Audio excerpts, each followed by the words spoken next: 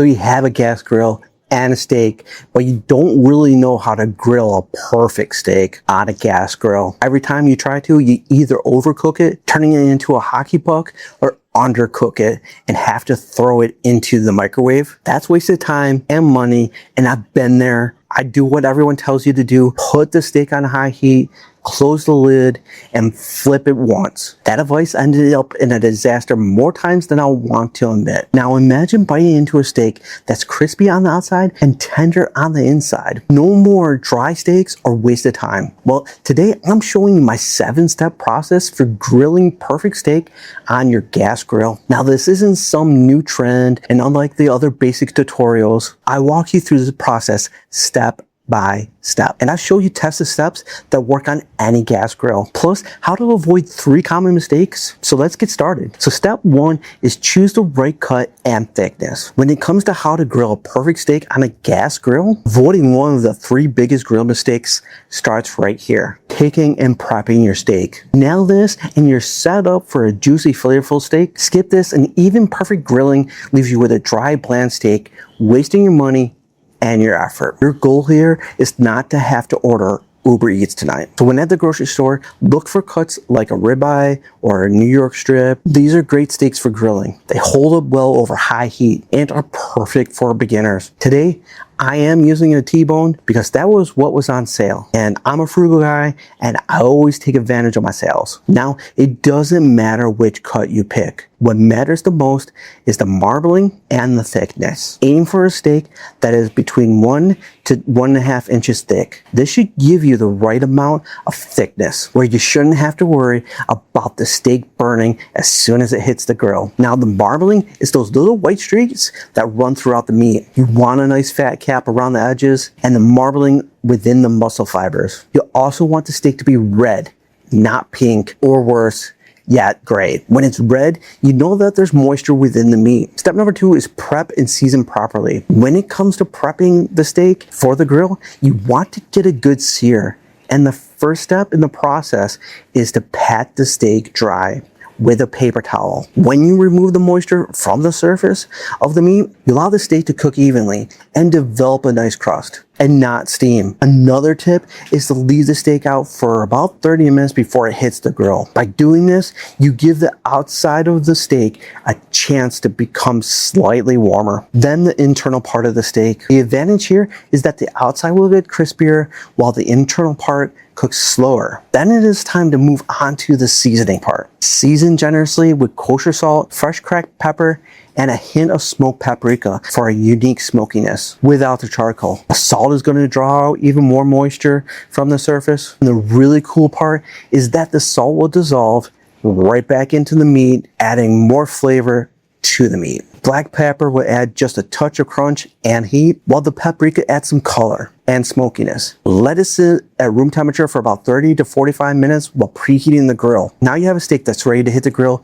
and prime for perfection. But first, we're gonna talk about mistake number 2, not having the right grill setup. So step number 3 is set up your grill zones. Properly set up gas grill is so important when it comes to how to grill a perfect steak on a gas grill. It ensures consistent heat and gives you that perfect crust. That crust development is actually pretty scientific when you think about it. It's called the Maillard reaction. And don't worry, that's just a fancy term for the chemical reaction that happens when proteins and sugars meet high heat and create some complex flavors, or in our case, that golden brown color. Without proper setup, you get steamed gray meat instead of golden brown. So what is the proper setup? Well, that's a good question. You want to preheat the grill to 500 to 600 degrees Fahrenheit and set up zones for direct and indirect heat. Crank all the burners to high and close the lid and preheat for about 15 minutes. We want this grill to be screaming hot. Next, let's see if it's ready by hovering our hand over it. The heat should be pretty intense when you're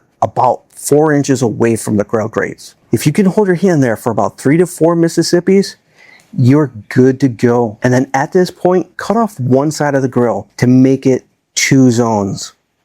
One hot and one warm. Oil the grate slightly with a high smoke point oil like avocado oil or canola oil, using a towel and some tongs to do this. Don't spray cooking spray directly onto hot grates. That's a fire hazard waiting to happen. Now step number 4 is mastering the searing technique. Place your steak at a 45-degree angle. Don't move it, don't press it, don't poke it, just let it sit there for 2 to 3 minutes, and then you're gonna rotate it 90 degrees. Don't flip it, just rotate it on the same side. This creates a diamond hatch pattern and it makes your steak look professional. Let it go for another 2 to 3 minutes and then flip and repeat the process on the other side. At this point, the steak has been on the grill for maybe about 4 to 6 minutes per side.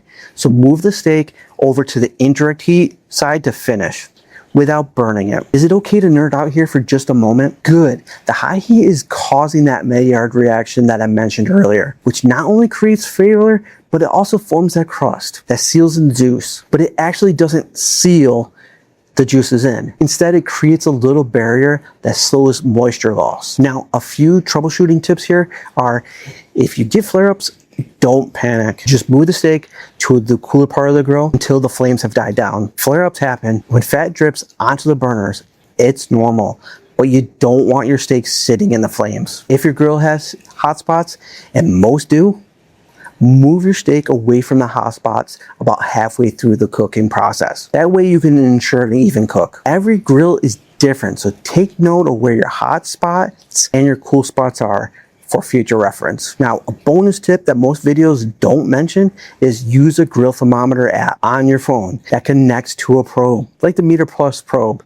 It is well worth the investment. It takes the guesswork out of monitoring the internal temperature of your steaks. It also gives you an estimated time of when your steak is going to be done. Best of all, it frees you up to prep your sides or enjoy a drink with your guests. If you want to see more about wireless thermometers and my recommendations, I'll link that video in the description down below. Here is probably the most important mistake that people make: doneness. Let's talk about it. Step number 5 is check the doneness accurately. Nailing doneness prevents overcooking, which dries out the steak, or undercooking, which is a food safety risk. Mess this up and all of your effort goes to waste. So let's talk about a target temperature. For rare, you want 120 to 125 degrees Fahrenheit for your internal temperature. Medium rare, which I recommend for most cuts, is 130 to 135. Medium is 135 to 145. Medium well is 145 to 155.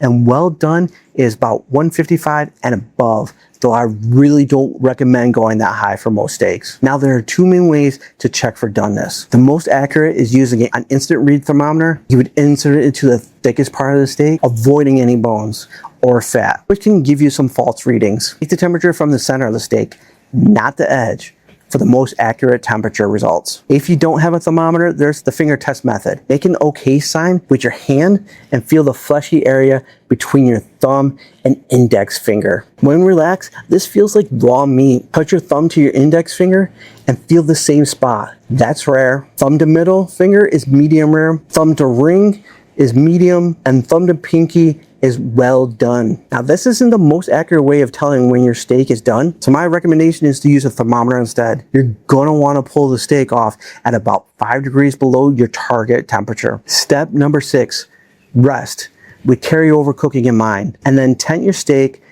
with foil and let it rest for about 5 to 10 minutes. During that resting period, the steak will continue to cook thanks to carryover cooking, which will bring your steak to your desired internal temperature. Not thinking or knowing about carryover cooking is where I went wrong, and it's where most people really screwed up too. They tend to cook their steaks on the grill until they have reached their desired temperature. Then they cut into it later, only to notice that's well past where they wanted it to be. Now, we don't do that anymore. Now, step 7, slice against the grain and use your time wisely. While the steak is resting, prep a simple compound butter with herbs and garlic for an extra flavor layer. Also, make sure to slice against the grain for maximum tenderness. Here are some of the common mistakes I see and how to fix them. If your steak seems too tough, even though you hit the right temperature, it might be because you didn't let it come up to room temperature before cooking, or you didn't let it rest properly. If it's overcooked on the outside, but undercooked on the inside, your heat was probably too high. Try the 2-zone method that I mentioned earlier. If you end up with a steak